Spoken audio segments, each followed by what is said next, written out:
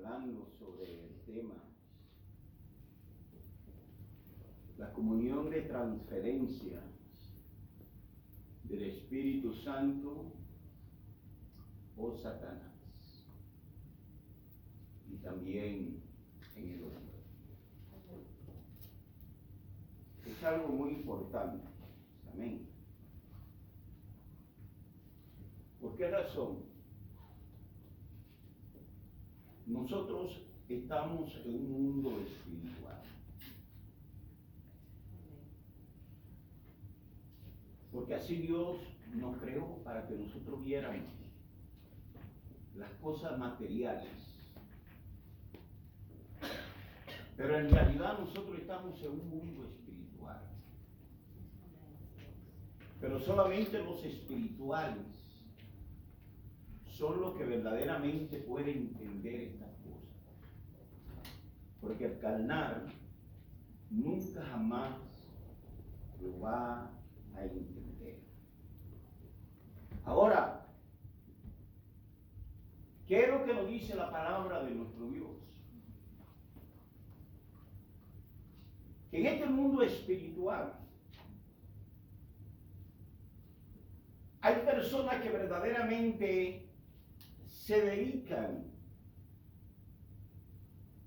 y toman la reunión, y no solamente la reunión, sino que también se atreven a ser exorcistas.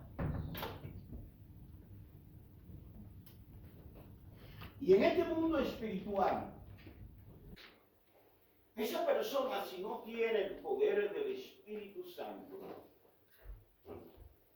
si no tiene la autoridad de nuestro Dios, esa persona tarde o temprano, como los brujos, van a fracasar. ¿Por qué?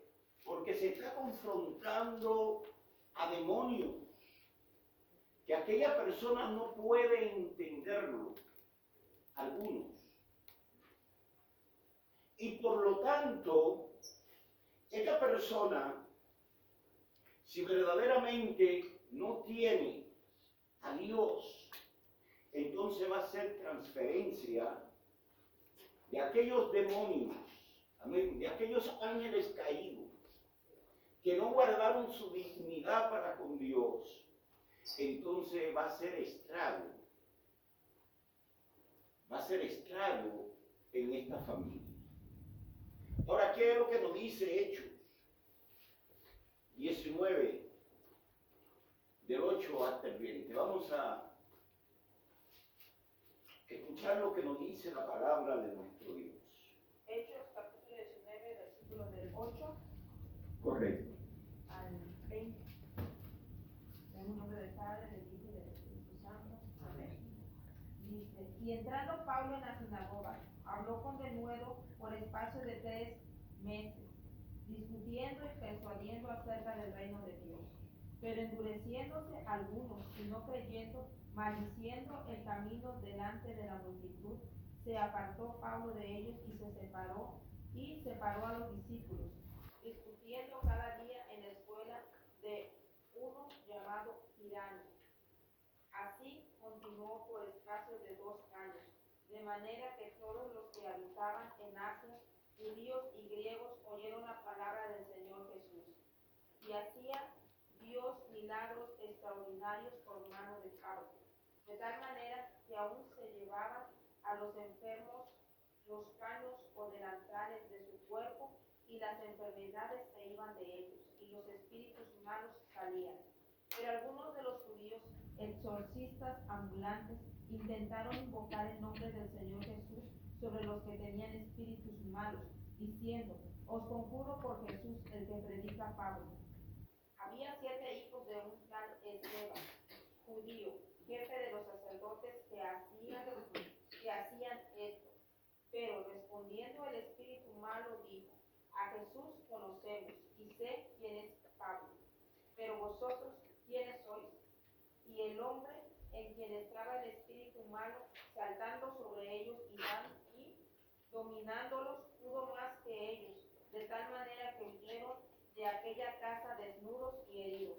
Y esto fue notorio a todos los que habitaban en Éfeso, así judíos como griegos, y tuvieron temor todos ellos, y era magnificado el nombre del Señor Jesús. Y muchos de los que habían creído venían, confesando y dando cuenta de sus hechos. Y asimismo, muchos de los que habían practicado la magia trajeron los libros y los quemaron delante de todos. Y hecha la cuenta de su precio, hallaron que eran 50,000 piezas de plata.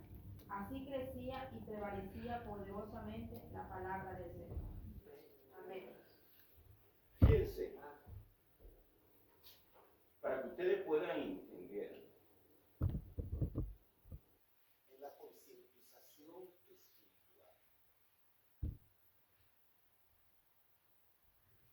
nosotros estamos entendiendo que Pablo, el apóstol, estaba lleno del poder de Dios. Y por 2 años él estuvo predicando la palabra allá en Éfeso.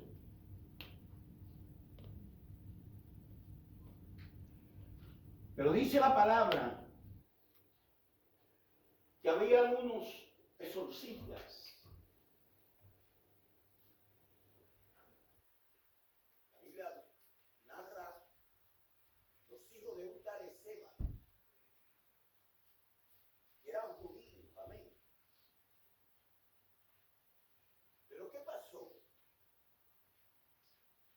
Que ellos pudieron ver cómo Pablo estaba sanando. Cómo Pablo estaba, óigame bien, haciendo milagros extraordinarios. Milagros que verdaderamente a la vista humana no podían ellos entenderlo. Pero Dios los estaba haciendo.